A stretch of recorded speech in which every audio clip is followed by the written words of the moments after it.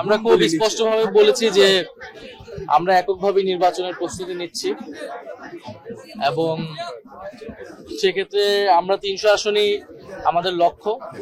তবে যারা ফ্যাসিবাদ বিরোধী এবং গণতন্ত্র প্রতিষ্ঠার লড়াইয়ে অগ্রণী ভূমিকা পালন করেছেন, সেটা খালেদা জিয়ার কথা আমাদের নাসিরউদ্দিন পাটোয়ারি বলেছেন, ওনাদের বিষয়ে আমরা ওনাদের সম্মানে হয়তো আমরা সেসব জায়গায় আমরা প্রার্থী দিব না, বাট এছাড়া আমাদের সর্বাধিক আসনে আমরা আমাদের প্রার্থী শাপলা কলির জন্য আমরা প্রার্থী দিব এবং বাংলাদেশের মানুষের কাছে আমরা সেই আহ্বান জানিয়েছি।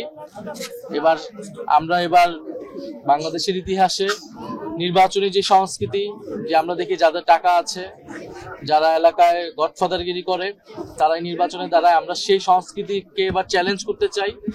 বরং এলাকার যে গ্রহণযোগ্য মানুষ, সাধারণ মানুষের পাশে যাকে পাওয়া যায়, একজন সাধারণ খেটে খাওয়া মানুষ থেকে শুরু করে এলাকার যারা শিক্ষক রয়েছেন, ইমাম রয়েছেন, গ্রহণযোগ্য সামাজিক নেতৃত্ব রয়েছেন, তাদেরকে আমরা জনপ্রতিনিধি হিসেবে সংসদে দেখতে চাই।